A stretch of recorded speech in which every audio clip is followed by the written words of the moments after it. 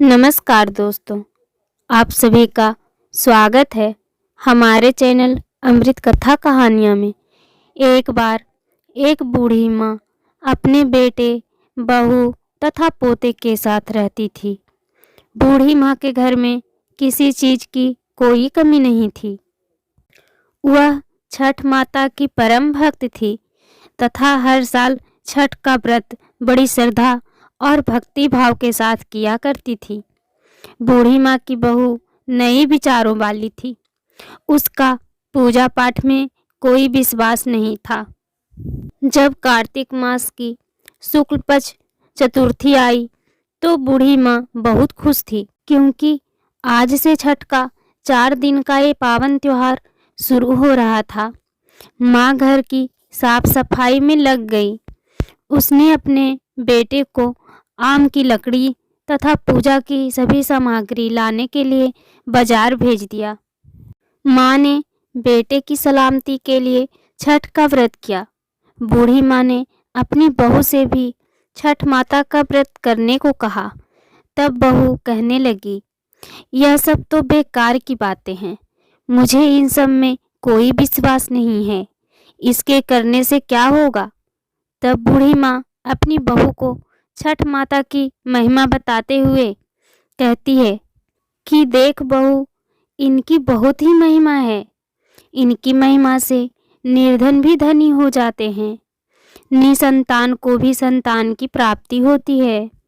अगर सभी मिलजुल कर इस व्रत को करें तो घर में खुशियाँ आती है। सभी की काया कुशल रहती है। बच्चे दीर्घायु होते हैं। इनकी महिमा का गुणगान मैं कैसे कहूँ तुमसे? यह सब सुनकर वह नई विचारों वाली बहू बोली, मैं इन पर विश्वास नहीं करती। मैं ये सब नहीं मानती। यह सुनकर माँ छठ माता से क्षमा मांगने लगी और बहू को फिर से समझाने की कोशिश करती है कि बेटी, हजारों सालों से चली आ रही इस परंपरा का मजाक मत उड़ाओ तथा तुम भी मेरे पोते की दीर्घायु के लिए छठ माता की पूजा करो। बूढ़ी माँ की बातों को सुना अनसुना करके बहू वहाँ से चली गई। बूढ़ी माँ ने बड़ी श्रद्धा के साथ नहाय खाए किया और उधर बहू ने पूरा दिन घर के बाहर मौज मस्ती में बिता दिया। अगले दिन छठ पर्व का दूसरा दिन यानी कार्तिक मास की शुक्ल पक्ष की पंचमी आई, जिसे खरना या लोहंडा के नाम से जाना जाता है। संध्या काल में जब माँ ने बहू को खीर रोटी का प्रसाद दिया तो फिर से बहू ने कहा, माँ, इतना कठिन निर्जला व्रत क्यों कर रही हो? इस उम्र में अपने शरीर को कष्ट क्यों दे रही हो? इसका कोई फायदा नहीं। यह सुनकर माँ ने बहू को फिर से छठ माता की महिमा समझाने की कोशिश की, परंतु बहू ने उन सब की बातों को अनसुना कर दिया और अपने कमरे में जाकर सो गई। वैसे तो बूढ़ी माँ कई सालों से अपनी बहू को छठ माता की महिमा समझाने की कोशिश कर रही थी और हर साल उनकी बहू इसी तरह सुना अनसुना कर रही थी, परंतु इस बार ना जाने क्यों बूढ़ी माँ का दिल बहुत घबरा रहा था और वह बार बार छठ माता से प्रार्थना कर रही थी, माँ, इस बच्ची को क्षमा करना। यह अभी बच्ची है और आपकी महिमा नहीं जानती है। यह नादान है। अगले दिन कार्तिक मास की षष्ठी थी।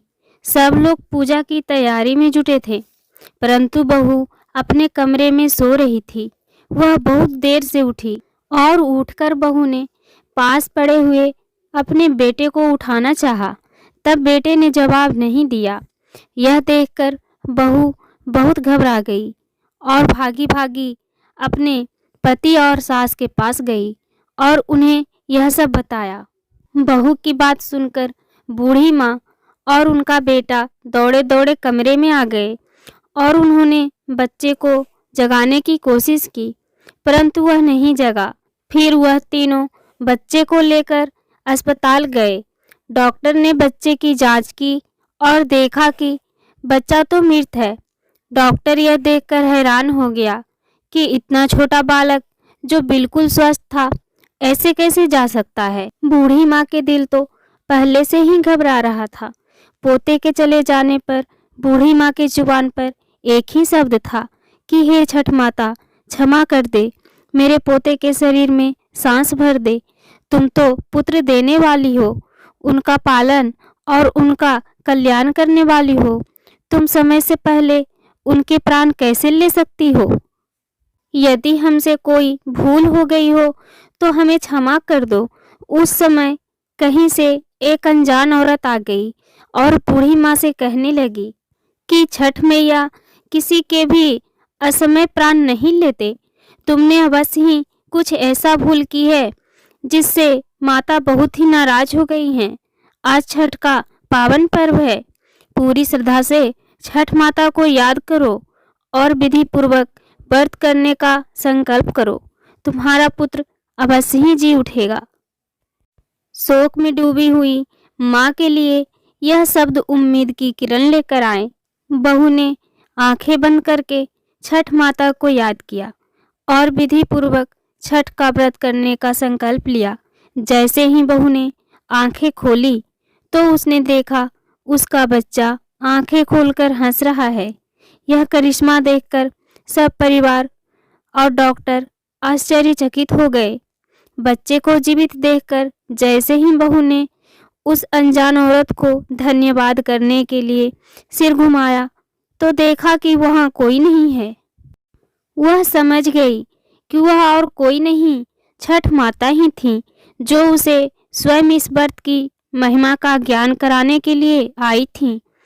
उसके बाद बहू ने बूढ़ी माँ के साथ मिलकर पूरी श्रद्धा से पूजा की तैयारी की और शाम को घाट पर जाकर सूर्य देव को संध्या अर्घ और अगले दिन उषा अर्घ दिया। हे छठ माता, इस कथा को कहते, सुनते और सुनाते सभी पर कृपा करना, सबके परिवार की रक्षा करना, सभी के बच्चों को कुशल रखना, सभी पर अपना आशीर्वाद बनाए रखना। जय छठ मैया। अगर आपको ये कहानी पसंद आए तो वीडियो को लाइक कीजिए, शेयर कीजिए और अभी तक आपने हमारे चैनल को सब्सक्राइब नहीं किया है तो कृपया सब्सक्राइब जरूर कर लीजिए। धन्यवाद।